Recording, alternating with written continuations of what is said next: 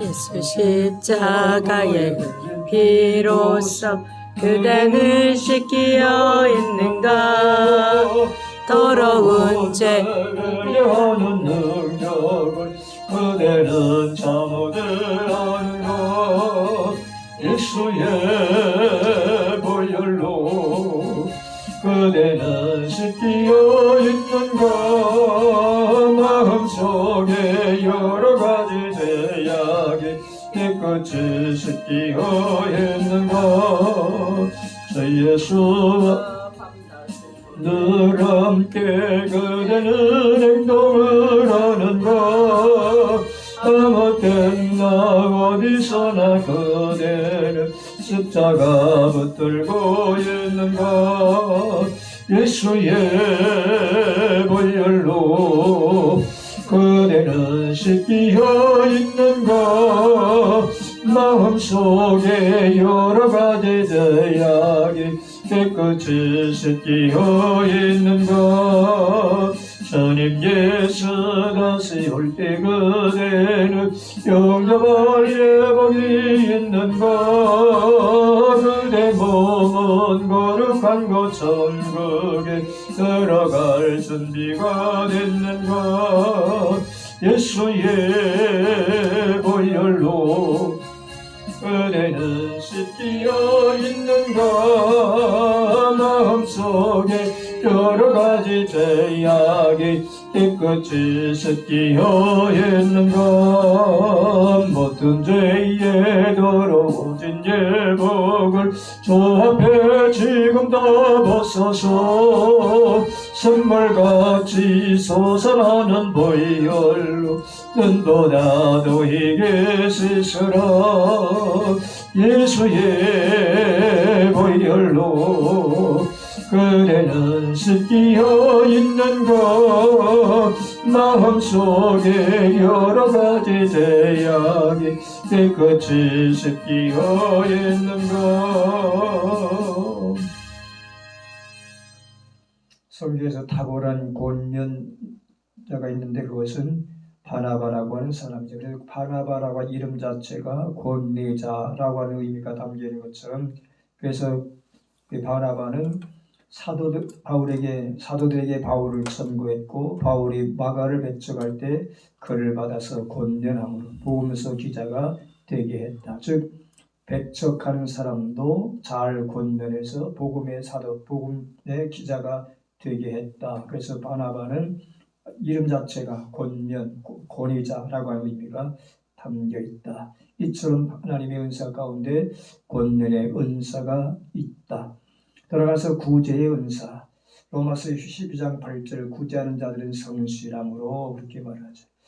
구제하는 자는 성실함으로. 구제의 은사는 모든 성령 충만한 신자들에게서 보편적으로 발견되어지는 은사이기도 하지만 로마서 12장 8절에 나타난 영적 은사의 목록 속에 분명한 위치를 차지하고 있는 이 구제의 은사는 자기 자신의 일시적 수단을 다른 사람을 위하여 직접 사용하는 것을 의미한다. 그렇게 말합니다. 모든 사람, 즉 성령 받은 모든 사람, 성령이 충만한 모든 사람들은 다 보편적으로 구제의 은사를 받고 있지만 그러나 로마서 12장 8절에 나타난 영적 은사 목록의 분명한 위치를 차지하고 있는 이 구제의 은사는 자기 자신의 일시적 수단을 다른 사람을 위해서 직접 사용하는 것을 의미합니다. 그래서 임원정 목사는 구제의 은사에 대해서 다음과 같이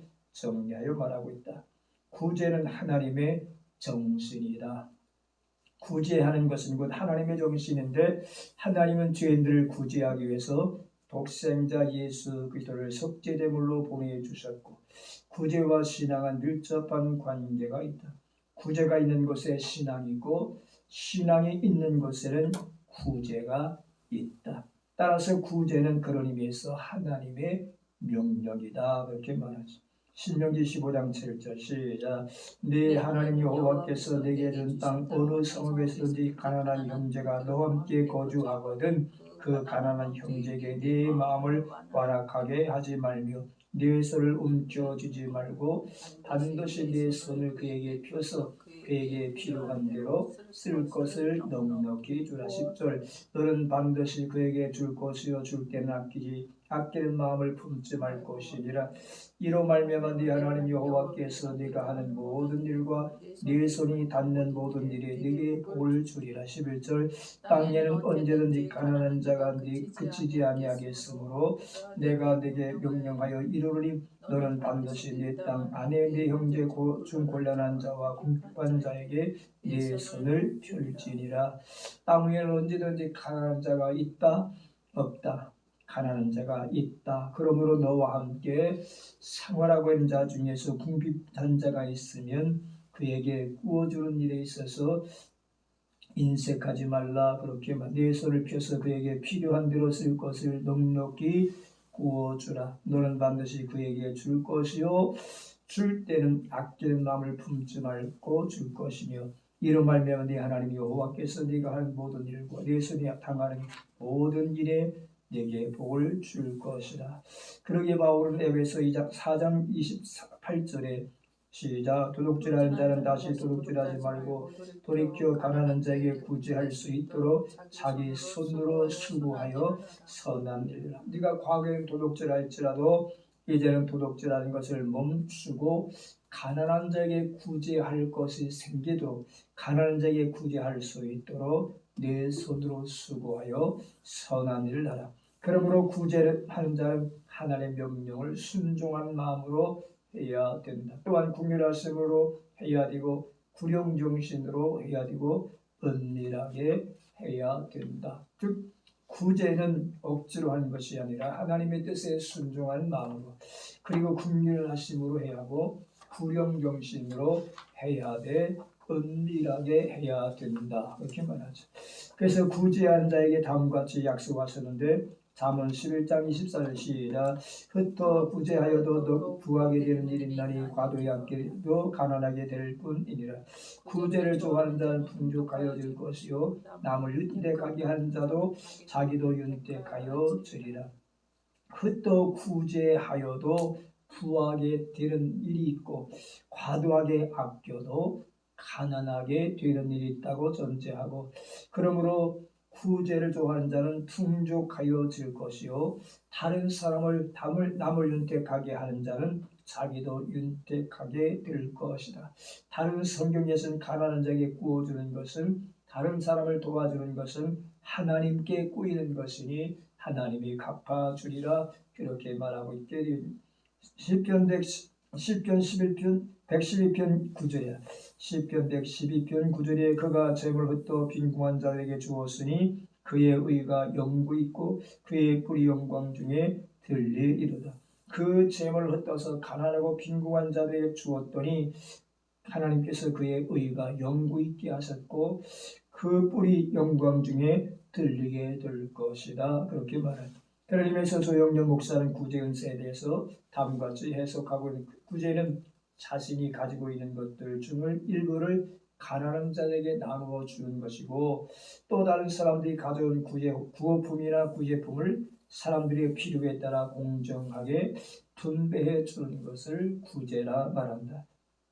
섬기는 은사는 자신의 몸과 재능으로 다른 사람에게 봉사하는 은사인데 반해서 이 구제의 은사는 물질로 봉사하는 은사다. 즉 섬기는 은사, 다른 사람에서 봉사하는 은사는 나의 몸과 재능과 달란트를 가지고 다른 사람들을 위해서 봉사하는 것이지만 그러나 구제 은사는 물질로 봉사하는 은사이다.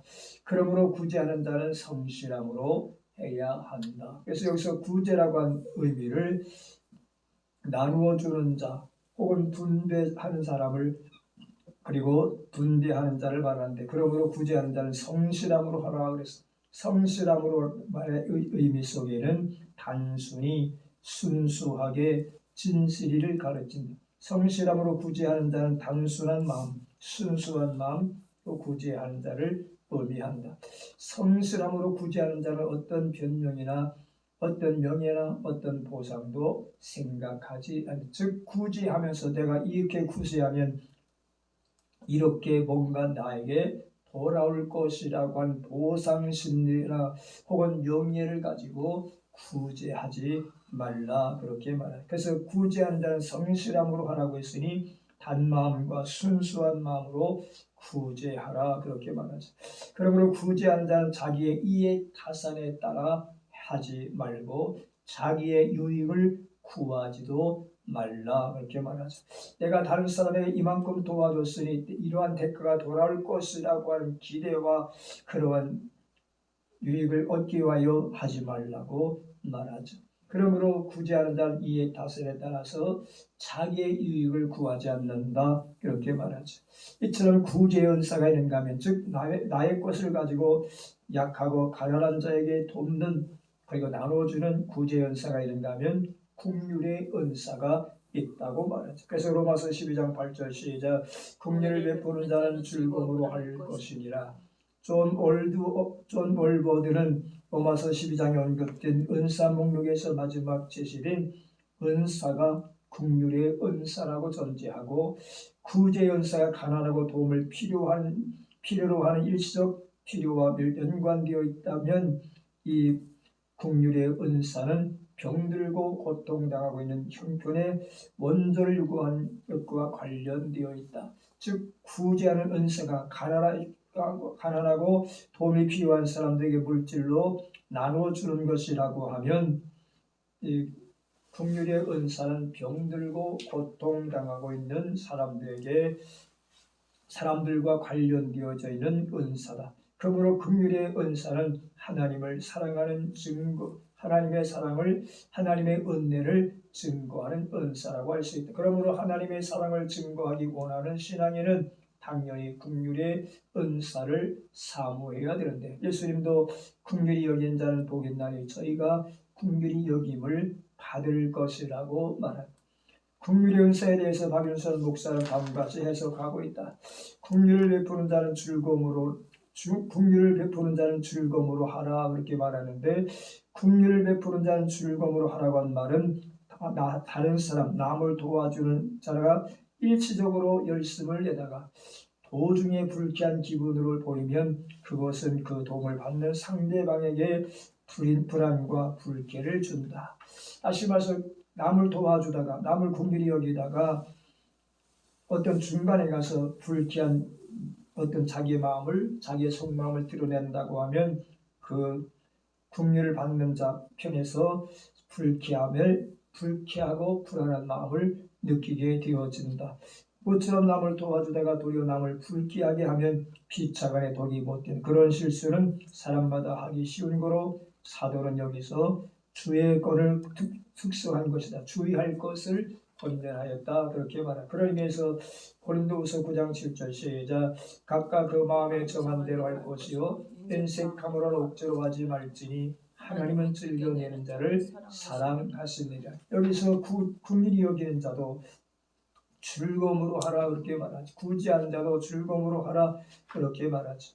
여기서 즐거움이라고 한 말은 좋아하는 마음, 흐뭇한 마음, 기쁜 마음, 반가운 마음, 유쾌한 마음, 행복한 마음이다 이렇게 말하지. 내가 다른 사람을 구제하거나 다른 사람에게 긍휼을 베푸는 것, 즉 약하고 병든 자를 위로하고 돌봐주는 일, 이러한 것에 있어서 어떤 기쁨과 즐거움으로 하라 그렇게 말하죠. 그러므로 각각 그 마음에 정한 대로 할 것이요. 이것은 하나님 앞에 드려지는 헌금도 마찬가지로 각각 그 마음에 정한 대로 할 것이요. 인색함으로나 억지로 하지 말지니 그렇게 말하죠. 하나님의 일은 억지로 하는 것이 아니라 뭘로 하는 것이다? 즐거움으로 하는 것이다. 그래서 하나님은 즐겨내는 자를 사랑하시느니라. 즐겨하는 자를 사랑하시, 즐겨 헌신하고 즐겨 봉사하는 자를 사랑하시느니라. 그러므로 즐거움이라고 하는 개념 속에는 여러 가지 다양한 해석이 있다고 앞서 말한 것처럼 모든 마음에 우린 즐거움으로 주의 일을 해야 된다 그렇게 말하죠. 이처럼 구제 은사가 있고 긍휼의 은사가 있는 반면에 영분들의 은사가 있다고 말하죠. 고린도서 12장 10절 어떤 사람에게 영들 분별함을 그렇게 말하죠. 영들 분별함을 이 말씀 속에 영분들은 구별, 가려냄, 심판 등의 의미가 담겨 있는데 영분들은 영들 그렇게 말하죠. 영들, 푸뉴마톤 영들, 디아크레이세이스 분들 그렇게 말하죠. 그래서 영분들은 영과 그리고 분들이 합성된 복수형이다 그렇게 말하는데 이 영분들을 직역하면 영들의 분들들이다 그렇게 말하죠. 영분들은 하나님의 특별한 은사로서 인간의 생각, 악령의 생각과 기만을 가려내는 것이다. 우리는 영적 세계에 살고 있기 때문에 이 영분들이 필요하다고 말하죠. 그래서 하나님께서 영분들의 은사를 주신 것은 내 생각, 인간의 생각이나 악령의 기만을 가려내는 것, 구별하는 것, 그것을 은사라 그렇게 말하죠. 그러므로 영분들은 이것이 하나님께로부터 온 것인지 인간의 생각, 사고 속에서 나는 것인지 아니면 악령에서 나온 것인지 가려내는 힘이다 그렇게 말하죠. 그래서 영분들은 특별 계시에 대한 참과 거짓을 분별하는 것이다. 이 은사는 하나님 말씀이 기록으로 완성되기 전 선지자들이 말씀을 선포하고 예언할 때 그 선지자가 참 선지자인지 그 예언이 참 예언인지를 분별하기 위하여 필요한 은사였다고 말합니다. 그러면 이 영분별의 은사로 어느 선지자가 참 선지자요 어느 것이 참 예언인지를 구별하고 가려내는 것이 필요했기 때문에 이 은사를 주셨다고 말하죠. 그러기에 이 은사는 말세의 지말에는 더욱더 필요하다.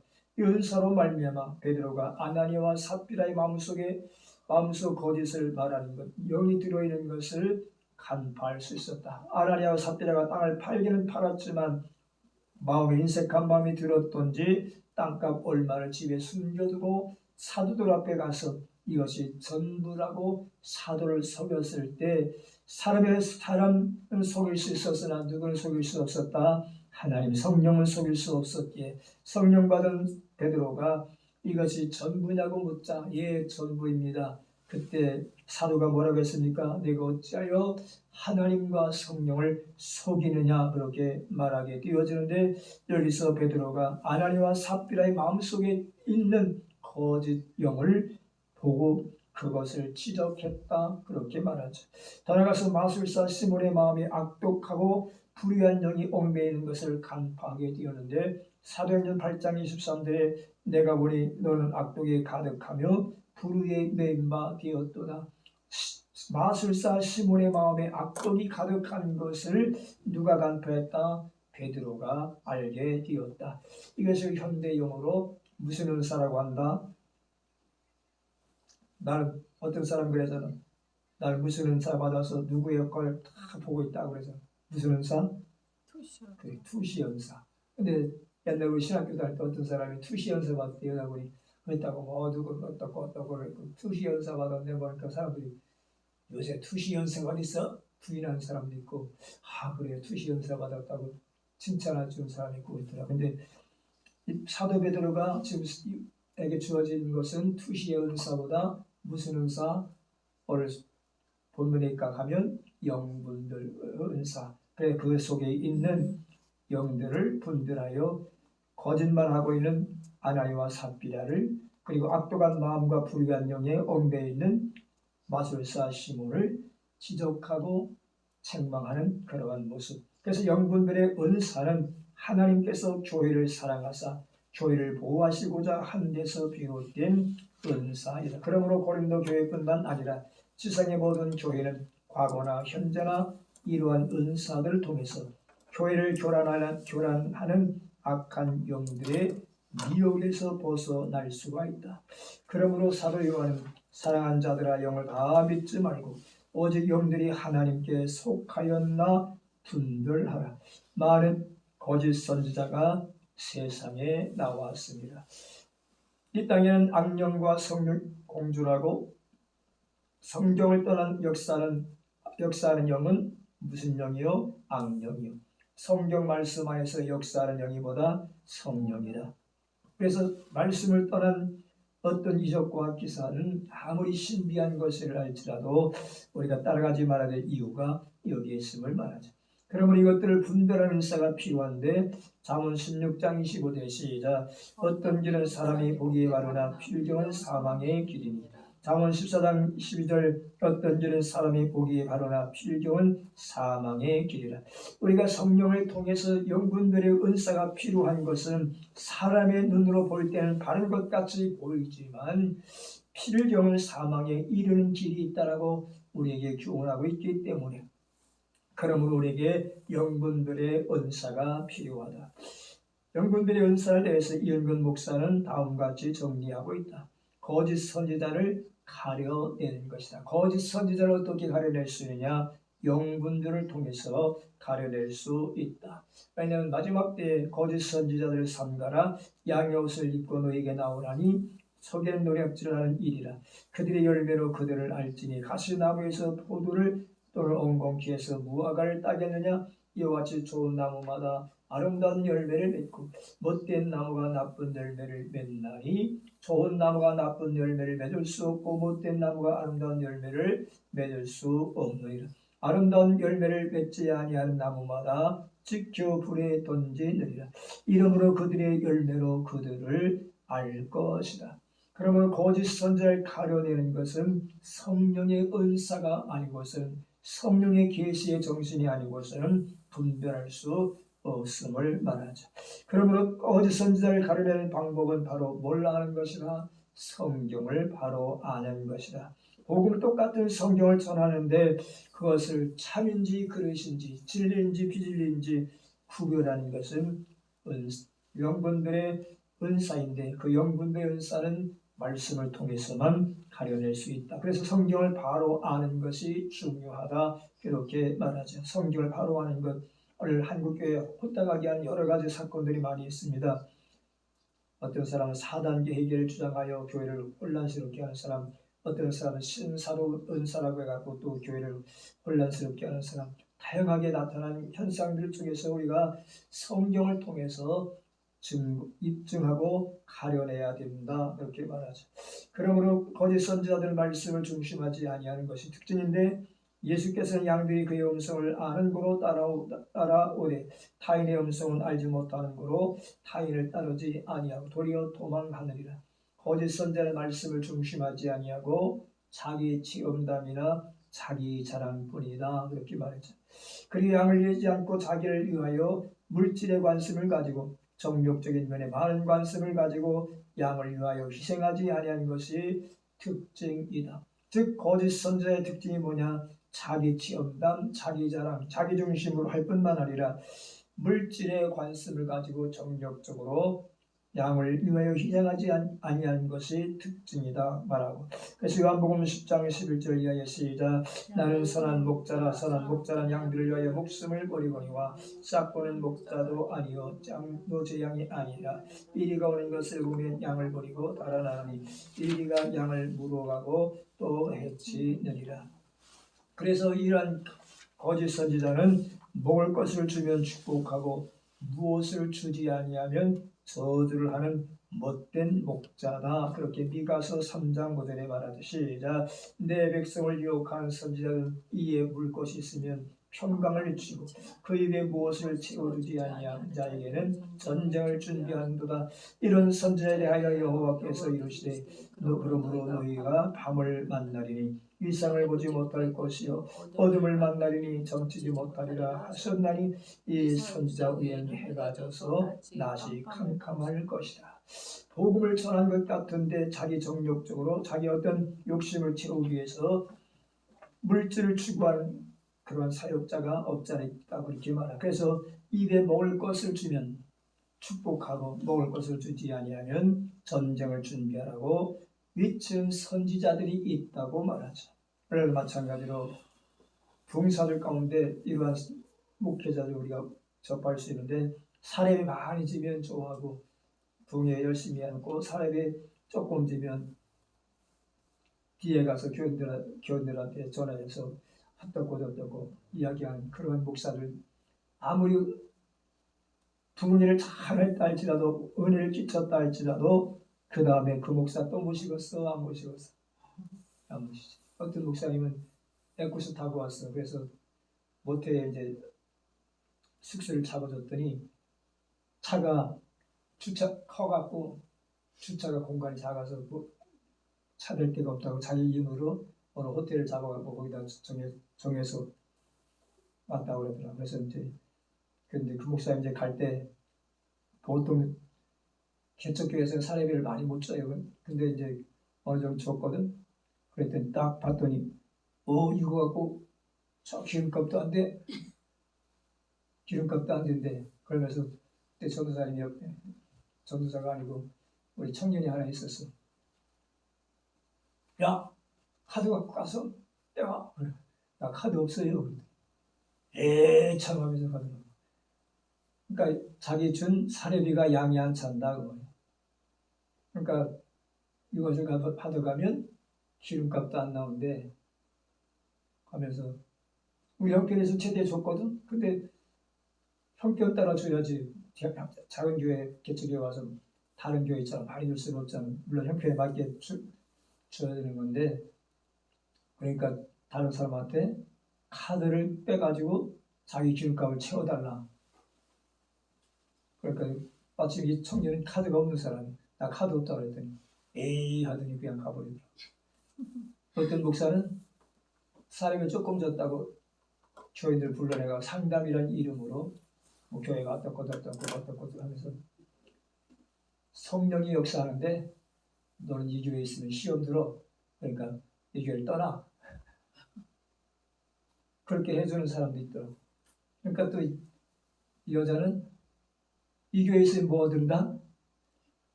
이 교회에 있으면 집사님한테 어떤 붕세가 와서 기도해 주면서 이 교회에 있으면 장래에 큰 시험거리가 있습니다. 떠나시오. 그러면 어떻게 할 거예요? 떠날게요? 안 떠날게요?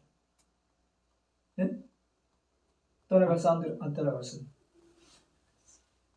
담임 목사가 죽어라고 기도해줘도 그럼 담임 목사의 기도는 헛방이요. 그냥 한 주간 동안 와서 부흥 집회 인도한 강사의 말의 권위를 사람들이 더 뭐한다? 더 신뢰하잖아. 더 의지하잖아. 죽어라고 기도해주고 말씀 전해주고 저기에도 한 주간 동안 와서 그랬던 목사님은 부흥사를 껌과 같은 사람이다. 그래서 자기는 껌딱지 같은 사람이니까 껌은 뭐요? 처음에 단물 쫙 빠지면 뭐해? 버리는 거잖아. 그러니까 한 주간에 와서 말씀을 삼박하게 전하고 은혜를 끼치고 가면 그만인단 말이에요. 그럼 평생 동안 누가 그 영혼을 끌어안고 기도해 주는 사람은 누구요? 본교의 담임 목사님. 근데 담임 목사 이야기보다 그쪽 말을 더 귀를 기울이니까 이 부흥사들이 보면 싹 봐갖고 조금 이제 감정적으로 풍부하거나 좀 이렇게 저기 한 사람들 저기 갖고 이거 뜯어내려고 하다가 안 되면 이제 교회를 핍박하는 거예요. 교회가 어떻고 저떻고 뭐 그러면서 여기 시험에 들으니까 빨리 떠나라. 그렇게 상담해 주는 목사도 있다고 들은 적이 있는데. 그래서 입에 무엇을 물려주면 축복하고 평강이다 이러시고. 근데 그 목사님이 나중에 우리 교회 부흥할 때 저 부산에서 1110명 모인다고 그랬거든요. 1110명. 진짠가 하고 내가 의심할 때가 있어. 왜? 1110명 모이는 교회 담임 목사 사모가 다단계를 할까? 다단계를 하더라고. 다단계인 줄 처음에 몰랐어. 우리 교인들 상담한다고 상담이란 이름으로 앉혀놓고 그 상담이 뭐냐? 여자들 매들 쓰는 그 뭐가 있어. 그게 기능성 적인데 그걸 한 박스 아무개 권사가 사면 아무개 권사가 사고 또 다른 사람에게 소개해주면 거기에서 이익금이 아무개 집사님 권사님 통장으로 얼마가 이렇게 들어간다 그러더라고. 그 말을 내가 바깥에 앞에 못 앉아있지 않고 바깥에서 나와 있는데 그 얘기를 상담하면서 하더라고. 다단계하는 사모구나, 다단계하는 목사구나 그렇게 생각했는데 아니 1110명 물론 할 수 있겠지. 1110명 모이는 교회 목사가 사모가 언제 다단계할 시간이 있어. 교회들 신방하고 저기 애들 그런 위치에 있는데 진짠가? 나중에 그 사람 때문에 교인들이 시험이 들어서 뭐 여러 가지 일 때 내가 저 교회 강단에 교회 가서 기도도 아니고 그냥 어떤 책을 보면서 앉아가고 그 사람의 문득 생각이 나서 기도를 해서 그 사람의 사역의 길을 봉사의 길을 하나님께서 막아달라 그런 기도를 했어요. 왜? 우리 교회에서뿐만 아니라 우리 교회 지역교회 다른 교회 가서도 이것 때문에 시험을 많이 들고 왔더라고. 담임 목사하고 다투기도 하고 그런 이야기를 나중에 들었어. 처음에 그런 걸 알았으니 안 모실 건데 나중에서 들었는데 그런 얘기를 하더라고. 그래서 그 목사님 가는 데마다 교회 문제를 일으키고 교회에 시험을 주는데 차라리 봉사의 길을 막아달라고 그렇게 기도를 하는 중에 제 마음속에 떠오른 게 있어. 이 목사는 이러한 사람이다. 그래서 그 생각난 것을 다 노트 그 책 보다가 뒷장에다 적어놓은 적이 있는데 그 몇 년이 지난 후에 어느 기도에 왔어. 그 교회를 나왔대. 나와갖고 오고 갈 데가 없으니까 뭐가 없어?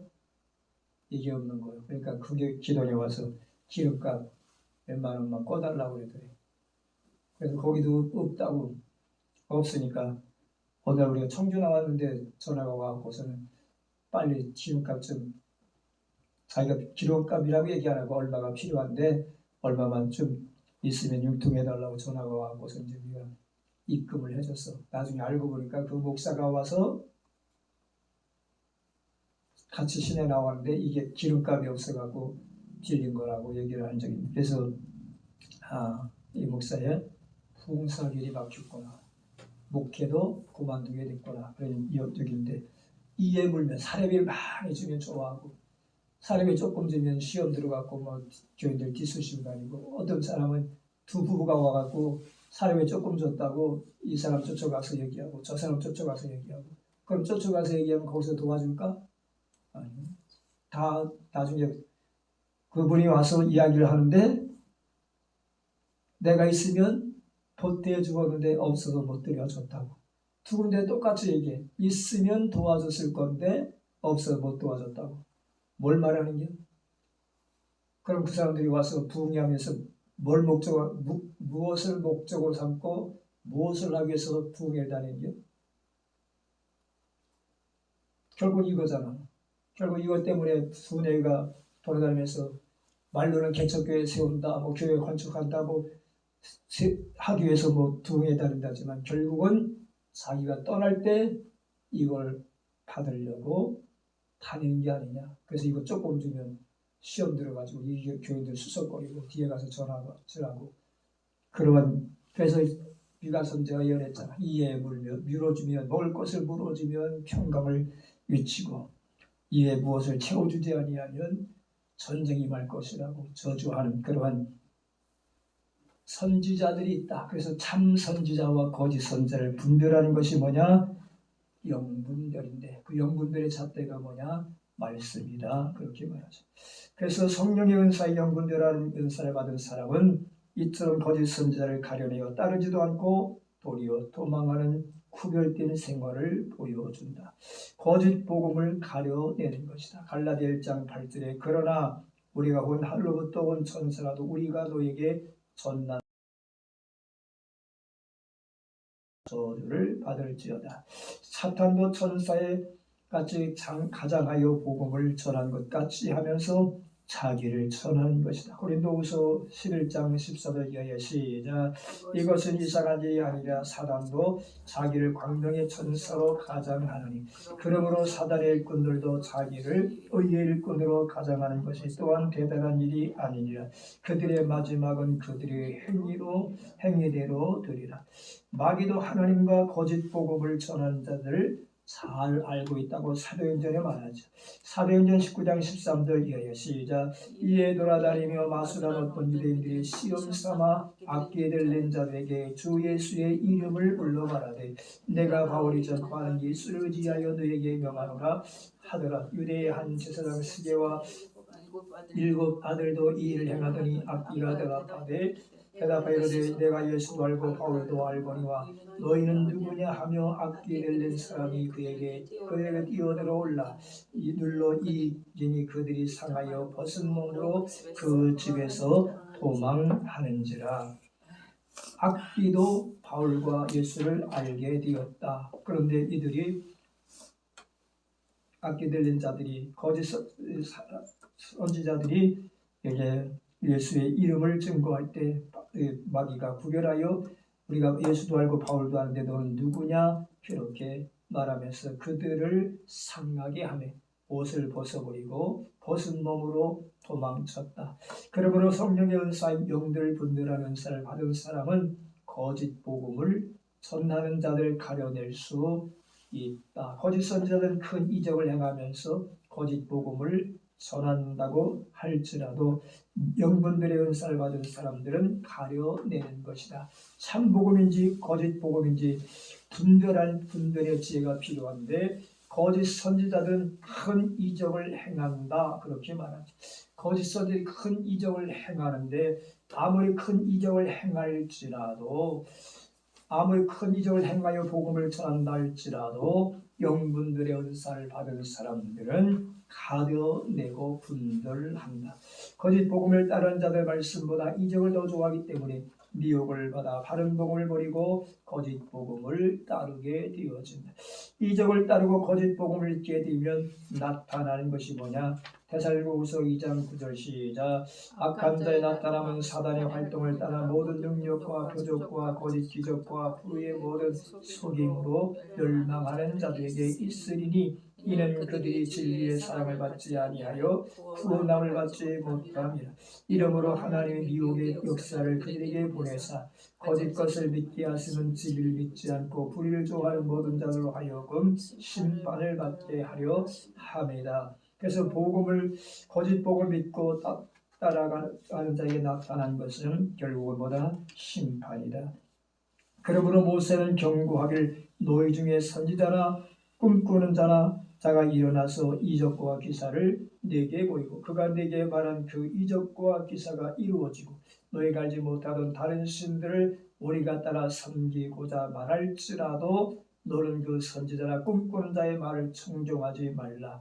이는 너희의 하나님 여호와께서 너희가 마음을 다하고 뜻을 다하여 너희 하나님 여호와를 사랑하는 여부를 알려 하사 너희를 시험하심이니라. 신명기 13장 1절 이하에서 말하죠.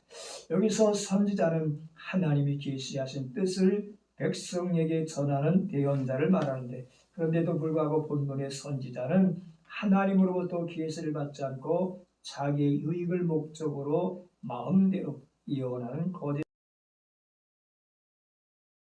그렇게 해석하고 있는데 따라서 꿈꾸는 자는 자신이 꾼 꿈을 하나님으로부터 받은 계시인 것처럼 주장하면서 백성을 미혹하는 자라 그렇게 말하죠.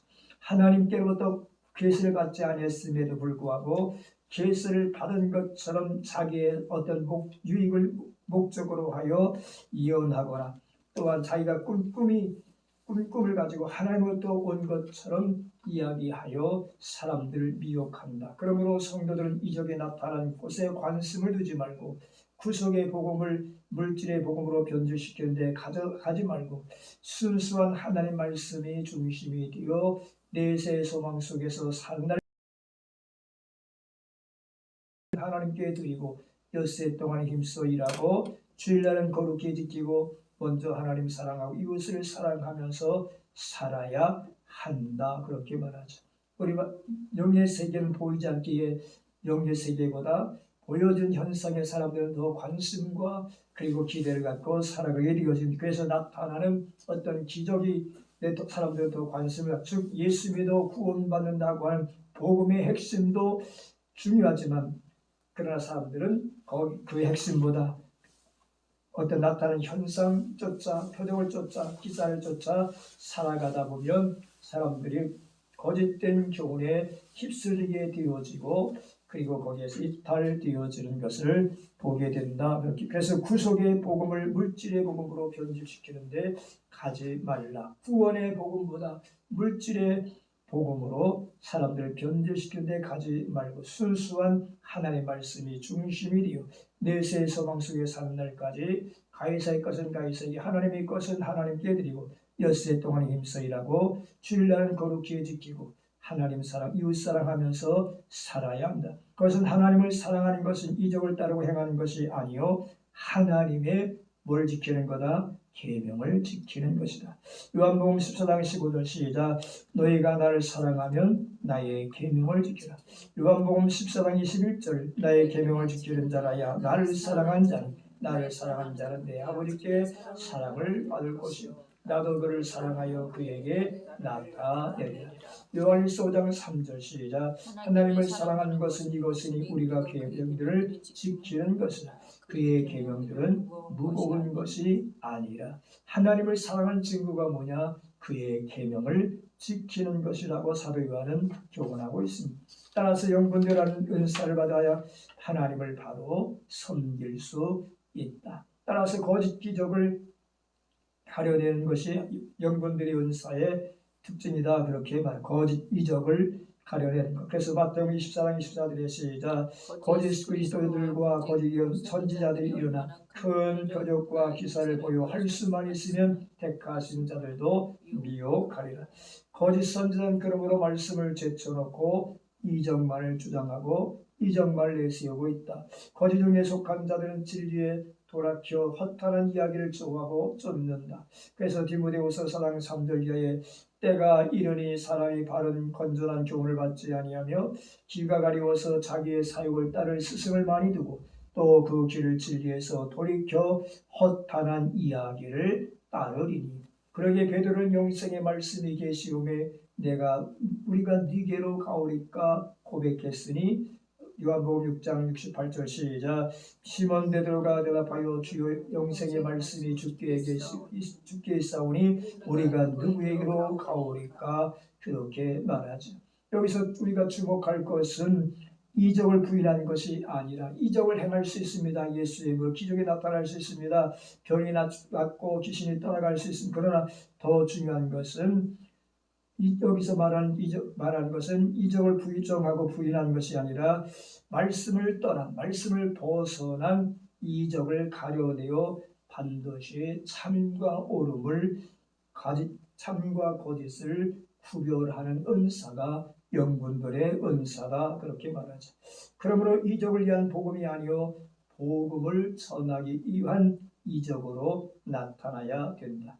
사단은 큰 이적을 가지고 성도들 미혹하려고 하지만 영분별의 은사를 받은 사람들은 절대로 미혹을 받지 아니한다. 이렇게 말하죠. 그러므로 이문종 목사는 영분별의 은사에 대하여 다음과 같이 이야기하고 있다. 영들의 분별을 명한 말씀이 있기 때문에 영분별의 은사를 받아야 된다. 요한일서 4장 1절 시작. 사랑하는 자들아 영을 다 믿지 말고 오직 영들이 하나님께 속하였나 분별하라. 많은 거짓 선지자가 세상에 나왔습니다. 이로써 너희가 하나님의 영을 알지니 온 예수 그리스도께서 육체로 오신 것을 시인하는 영마다 하나님께 속한 것이요 예수를 시인하지 아니하는 영마다 하나님께 속한 것이 아니니 이것이 곧 저 그리스도의 영이니라. 오리라 한 말을 너희가 들었거니와 지금 벌써 세상에 있느니라. 여기서 모든 영들을 분별하라. 영들 복수죠. 영들을 분별하라. 그러므로 영분별은 하는 것은 하나님의 뜻이요 이것은 또한 하나님의 지혜에 속한 것이다. 그렇게 말하죠. 따라서 영분별의 이유는 악령의 속임수가 있기 때문이다 전제하고 있죠. 왜 영분별의 은사가 필요하냐? 악령의 속임수가 있기 때문이다. 이것을 가리켜 마태복음 24장 24절에 거짓 그리스도들과 거짓 선지자들이 일어나 큰 표적과 기사를 보여 할 수만 있으면 누구라도 택하신 자들도 미혹하리라. 할 수만 있으면 택하신 자들이라도 미혹할 것이다. 그러면서 바울이 앞서 말한 것처럼 고린도후서 11장 13절 이하에 그런즉 사람들은 거짓 사도요 속이는 일꾼이니 자기를 사도로 가장하는 자들이니라. 이상한 일이 아니니라. 사단도 자기의 광명의 천사로 가장하나니 그러므로 사단의 일꾼들도 자기를 의의 일꾼으로 가장하는 것이 또한 대단한 일이 아니라. 그들의 마지막은 그들의 행위대로 할 것이다. 사단도 자기를 의의 일꾼으로 가장하게 되어진다고 말하죠. 그러므로 사단도 광명한 천사로 나타나서 자기를 의의 일꾼으로 가장하기 때문에 영분들이 필요하다. 이와 같이 사단과 그의 부하들의 속임수는 매우 간교하고 지럽기 때문에 빠져들기가 쉽고, 그러므로 성공적인 믿음의 생활, 신앙생활을 원하는 자는 당연히 모든 영들을 분별할 수 있어야 한다. 그는 무엇을 분별할 것인가? 거듭난 자신의 마음속에 침입한 악령의 역사를 분별해야 된다. 여기 거듭난 사람의 마음속에 어떻게 악령이 들어올 수 있는가라고 반문할 수 있다. 그러나 여기서 우리가 할 것은 거듭난 사람 마음속에는 악령이 들어와서 주둔할 수는 없지만 거듭난 사람 속에 아직 남아있는 뭐가 있다?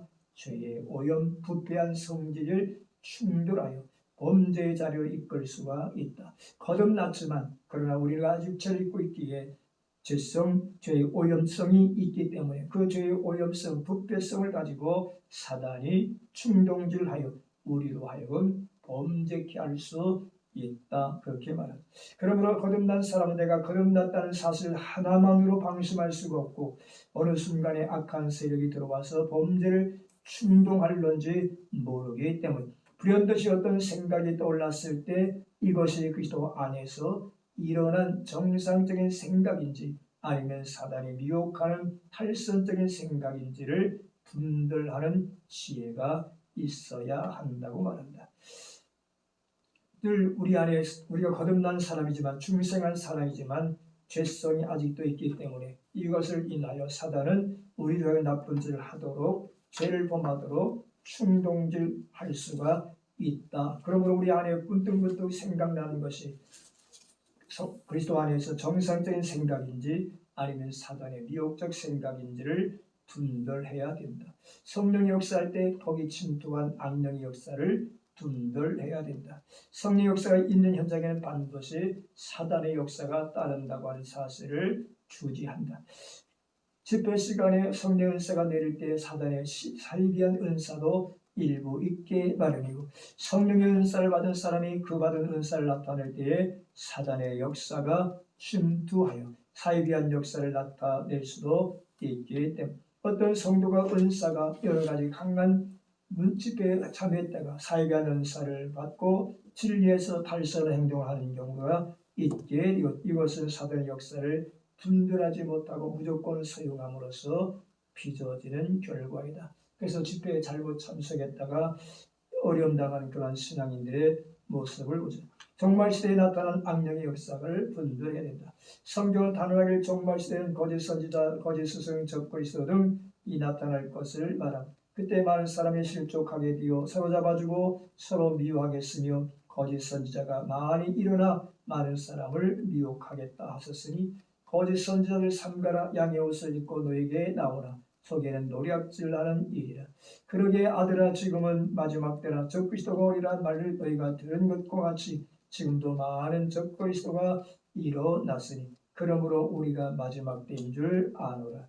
마지막 때가 되어지면 이처럼 많은 사람들이 거짓 선지자, 거짓 그리스도들이 나타나게 되어질 것인데, 마치 진실된 선지자처럼 양의 옷을 입고 나타나서 사람들을 속이게 되어 노략질하게 되어진다. 그러므로 성경대로 거짓을 교훈하는 지도자들의 출현으로 오늘날 영계는 매우 혼란한 상태이다. 문제는 누가 거짓을 교훈하는 사단의 일꾼인가를 구별하기 쉽지 않다는 것이다. 그 이유는 고린도서 11장 15절에 사단의 일꾼들도 자기를 의의 일꾼으로 가장한 것이 또한 대단한 일이 아니라 하였으니 식별하기가 어렵다. 그러기 오늘 혼란 시대 속에 살고 있는 우리는 충분한 분별력을 갖고 의의 일꾼을 가장한 사단의 일꾼을 가려내어 어떤 속임수에도 빠지지 말아야 할 것이다. 그러면 어떻게 분별할 수 있는가? 거듭난 자신 속에 침투하고 있는 악령 역사와 성령의 역사가 임할 때 침투하는 악령의 역사, 그리고 종말에 나타나고 있는 거짓 지도자들의 무엇으로 구별할 수 있는가?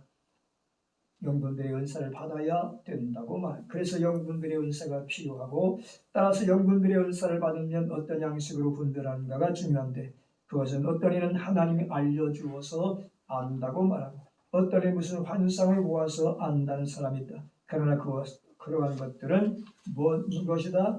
객관적인 것이 아니고 주관적인 것이라 신빙성이 희박하다. 사람들이 주관적인 것을 가지고 진리로 공인받으려는 경향이 있는데 이러한 것은 옳지 않고 가급적 피해야 한다. 하나님이 알려주어서 안다는 것도 주관적인 것이고 환상이나 꿈으로 참인지를 거짓을 안다는 이야기도 주관적인 것이다. 따라서 주관적인 것으로 영을 분별한다는 것은 어려운이다. 그는 무엇으로 분별할 것인가? 만고불변의 진리는 하나님의 말씀에 의해서 잘 분별하면 된다. 이것은 가장 정확한 것이고 만인이 공언할 수 있는 것이 될 것이다. 영분들의 자료는 하나님의 말씀 위에 더 없는 것이다.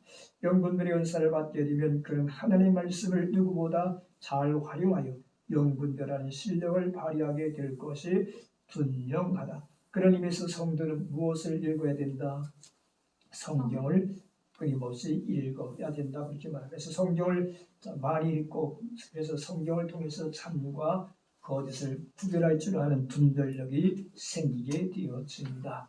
이처럼 영분별의 은사가 있는가 하면 지혜의 말씀에 은사가 있다. 그래서 고린도전서 12장 8절 어떤 사람에게는 성령으로 말미암아 지혜의 말씀을 여기서 지혜의 말씀은 하나님께서 계시하신 지혜 그 복음에 대한 영적 이해를 표현함이 이것이 최고의 은사라고도 말하죠. 이는 그 소유자 자신과 남들을 살리는 영적 지혜에 속하는 말씀입니다. 이와 같은 지혜는 이 세상 지혜와 엄격히 구별되어지는 것이다. 그렇게 박윤선 목사는 그의 주석에서 해결했다. 여기서 말하는 지혜는 일반 세상에서 말하는 지혜와 엄격하게 구별되어지는 것이다. 그러므로 고린도서 1장 20절에 시작 지혜 있는 자가 어디 있느냐 선지가 어디 있느냐 이 세상 이 세대 변론가가 어디 있느냐 하나님께서 이 세상의 지혜를 미련하게 하시는 것이 아니냐. 이 세상 표준에서 인정을 받는 지식의 사람이 없다는 의미가 아니다. 즉 이 세상에서 사람들이 말하는 지식과 지혜가 없다는 말이 아니라 여기서 말하는 지혜는 다만 그리스도의 십자가가 하나님의 최고의 지혜인 것만큼 이 최고의 지혜 앞에서는 이 세상 지혜 혹 지식도 아무것도 아니라는 뜻이다. 그리스도의 십자가 안에서 주어지는 지혜는 이 세상에 알고 있는 세상 사람이 추구하는 지혜와 지식은 비교할 수 없는 것이다. 그렇게 말하죠. 그러므로 이 세상 지혜는 인간을 구원할 힘이 없다고 박윤선은 주장하고 있습니다. 이 사람들이 세상에서 누리고 있는 지혜와 지식으로는 인간이 구원할 능력, 구원할 힘이 없다. 그러므로 여기서 말하는 지혜는 최고의 지혜인데 그것은 하나님을 아는 것이고 하나님을 경외하는 것이고 예수 그리스도의 십자가를 믿는 것이라고 그렇게 말하죠. 그러면 오늘 주의 종들은 지혜의 말씀의 은사를 사모해야 하고 그러면 하나님의 말씀을 효과적으로 증거할 수 있기 때문이다.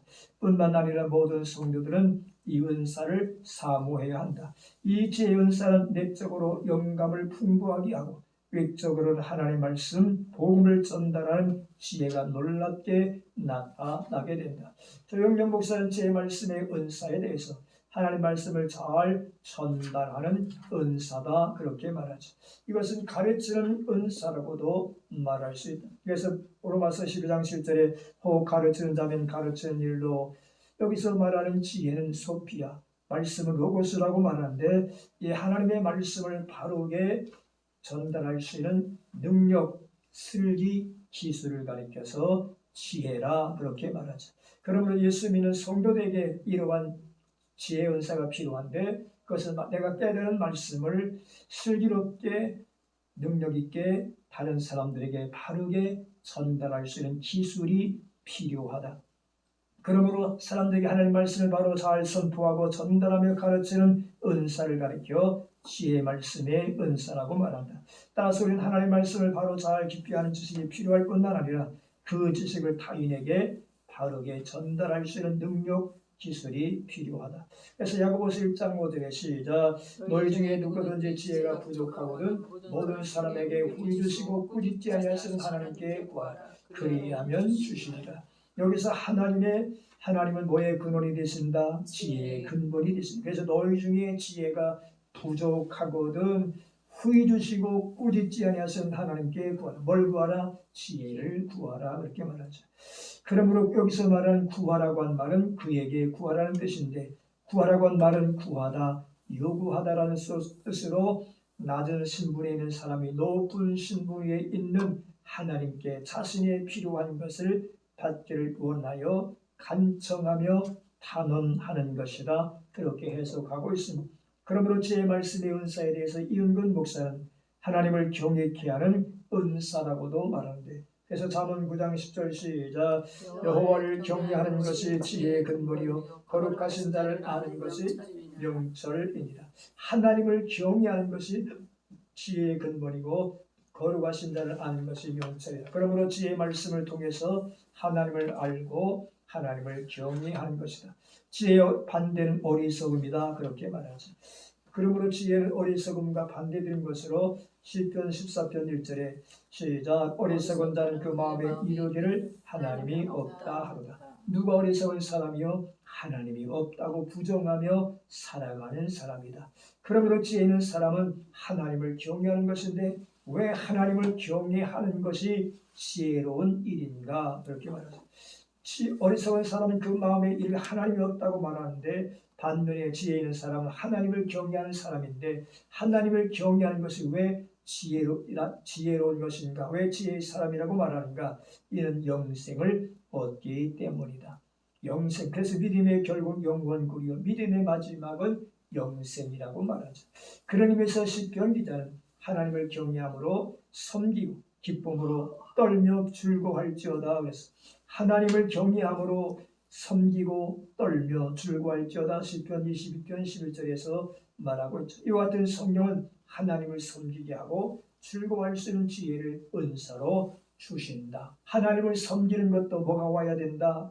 믿음이 와야 되고, 그 믿음은 누가 주시는 선물이다? 하나님이 주시는 선물이다. 그러므로 성령은 하나님을 섬길 수 있는 믿음을 주시고, 그 믿음 안에서 하나님을 즐거워하게 하고 하나님께 기쁨으로 나아갈 수 있도록 도와주는 것이 지혜의 은사이다. 세상에 많은 사람들이 하나님을 알지 못도 아니하고 영원없게도 하지 아니하다가 결국 죽어 영원히 멸망당하는데, 우리에게는 지혜의 말씀을 통해서 하나님을 알게 하셨고 섬기게 하셨고 기뻐하면서 살게 하셨음즉, 그러므로 시편 기자가 말한 것처럼 우리는 성전에 나갈 때마다, 예배할 때마다 어떻게 나가야 된다?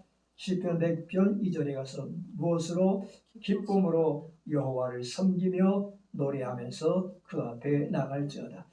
다른 사람들의 없는 지혜의 말씀을 우리에게 주셔서 하나님을 알게 하시고 섬기게 하셨음즉, 그러므로 기쁨으로 하나님께 나아가되 여호와를 노래하면서 나아가라. 그렇게 말하죠. 그러므로 성령의 은사 중에 나를 창조한 조물주를 기억하고 섬기게 하는 것은 대단히 중요한 은사다. 은사를 받았다고 하면서 교회를 멀리하고 교만하게 성도들에게 해를 끼치고 교회 발전이 암적 존재가 된다면, 그와 같은 은사는 성령의 은사가 아니라 뭐의 은사다? 마귀의 역사적인 것이다. 그러므로 성령의 은사는 하나님을 배반하거나 교회를 멀리하지 아니하고 성도들을 괴롭히지 아니하는데, 이것이 성령의 은사다. 그렇게 말하죠. 즉 은사 받았다 하면서 교회에 어떤 질서를 깨뜨리고 교회 문제를 일으키고 성도들에게 상처를 준다면 그것은 참 성령의 은사라고 인정할 수 없음을 우리에게 말하죠. 왜? 성령의 역사는 하나 되게 하는 것이다. 화목을 이루는 것이다. 그래서 에베소 교회를 향하여 바울이 평안에 매는 줄로 성령의 하나가 되게 하신 것을 뭐라? 힘써 지키라. 그래서 하나님은 어지러움의 하나님이 아니라 뭐의 하나님이다? 질서의 하나님, 화평의 하나님이다. 이렇게 말하죠. 하나님이 권고를 듣게 하는 것이 바로 지혜의 은사다. 그렇게 말하죠. 그래서 잠언 12장 15절에 시작. 미련한 자는 자기 행위를 바른 줄로 여기나 지혜로운 자는 권고를 듣니. 하나님의 권고를 들을 줄 아는 사람이 지혜 있는 사람이다. 이 말씀은 다른 사람의 말을 받아들인 귀가 열려 있다는 것을 의미하는데, 미련한 사람은 말은 할 줄 알지만 들을 줄 모른다. 그렇게 말하죠. 이러한 사람은 발전이 없음을 말한다. 다른 사람의 충고와 다른 사람의 교훈과 가르침에 귀를 닫고 듣지 못하는 사람은 발전이 없는 사람이다. 그러기에 잠언 9장 8절에 시작 지혜 있는 자를 책망하라 그가 너를 사랑하리라. 신앙이 있는 사람은 책망해도 듣고 신앙이 없는 사람에게는 책망하는 것이 돼지 앞에 진주를 던지는 것과 같다. 그래서 어떤 사람은 교회에서 설교를 통하여 책망받을 때 오히려 깨닫고 돌이키는 사람인가 하면 책망의 설교를 듣고 마음의 상처와 시험이 들었다고 낙심하여 신앙생활을 포기하거나 교회를 떠나는 그러한 현상도 보게 됩니다. 그러나 여기서 지혜로운 자가 누구냐? 듣고 책망. 그러므로 지혜로운 사람은 지식을 구한다고 했으니 잠언 18장 15절 시작 명철한 자의 마음은 지식을 얻고 지혜로운 자의 귀는 지식을 구한다. 성경은 하나님의 말씀을 들을 때 믿음이 생긴다고 말하죠. 로마서 10장 17절 그러므로 믿음은 들음에서 나며 들음은 그리스도의 말씀으로 말미암느니라. 따라서 하나님의 권고를 들을 때 믿음이 성장한다고 사도 베드로는 말하죠. 하나님 말씀 들을 때 믿음이 생기고 하나님의 권고를 들을 때 믿음이 성장하는데 베드로전서 2장 2절에 갓난 아이들 같이 순전하고 신령한 젖을 사모하라. 이는 그로 말미암아 너희로 구원에 이르도록 자라게 하려 합니다. 그러므로 하나님 말씀을 잘 들으려고 하는 것은 성령의 은사 중에 크신 은사인데 사도행전 10장 33절 시작 내가 당신에게 사람을 배웠는데 오셨으니 잘하였나이다. 이제 우리는 주께서 당신에게 명하신 모든 것을 듣고자 하여다 하나님 앞에 있나이다.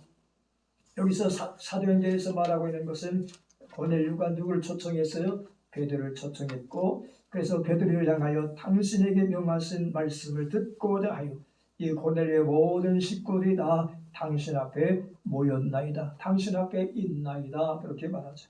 이것이 오늘 교회 안에서 이루어질 자세라고 말하죠.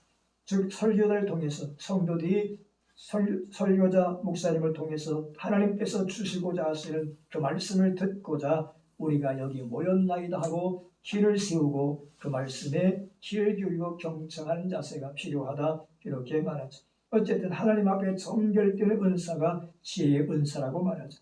야고보서 3장 17절 시작 위로부터 난 지혜는 첫째는 성결하고 다음에는 화평하고 관용하고 양순하며 긍휼과 선한 열매가 가득하고 편견과 거짓이 없나니 화평하게 하는 자들은 화평으로 심어 의의 열매를 거둔다.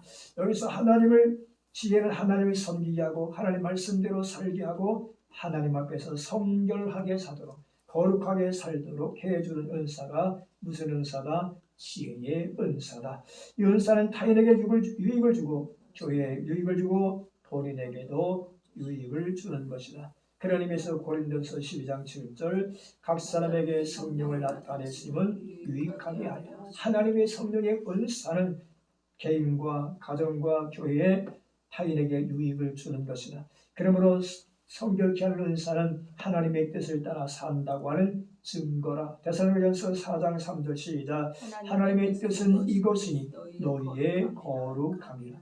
또 화평을 도모하는 지혜는 하나님의 아들이라. 아들이 되었음을 인정받고 확증하게 되어지는데 마태복음 5장 9절에 시작 화평하게 하는 자들은 보겠나니 그들이 하나님의 아들이라 일컬음을 받을 것이요. 그러므로 하나님의 안에서 화평을 도모하는 사람이 누구다? 하나님의 아들이다. 그렇게 말하죠. 그 결과 의의 열매 영생을 얻게 되는데 베드로전서 1장 9절 시작 믿음의 결국 곧 영혼의 구원을 받음이라.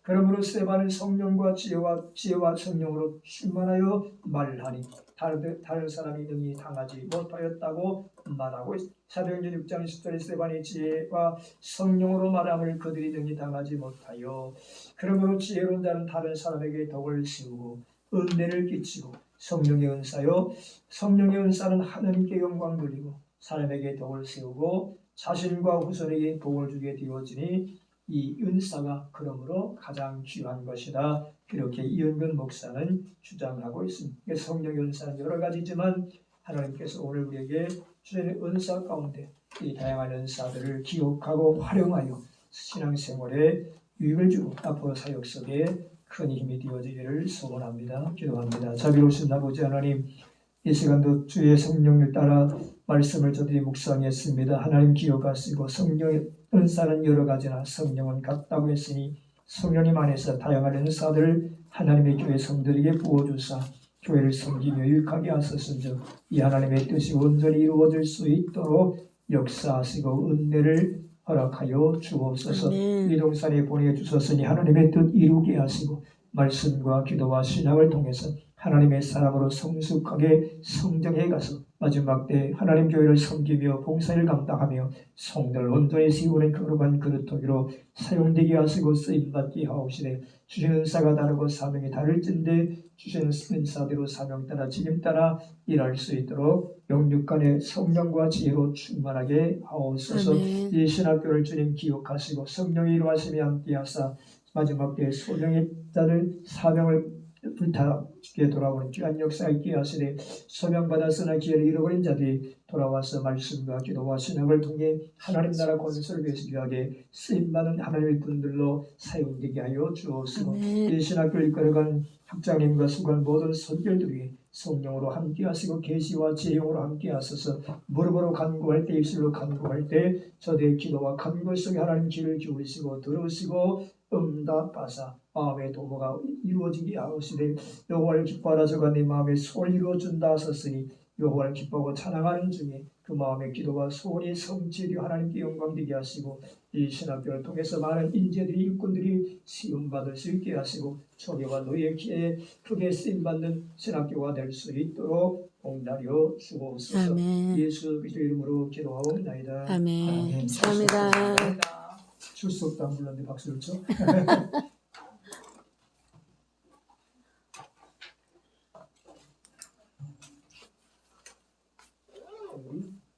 4월 29일입니다. 강가영, 진수, 정인수, 김성진, 영상입니다. 김채린, 아나치, 네네. 신은진, 이성미, 이종수, 최수민, 정길수, 연용, 이호영, 이현우, 이진구, 이현우,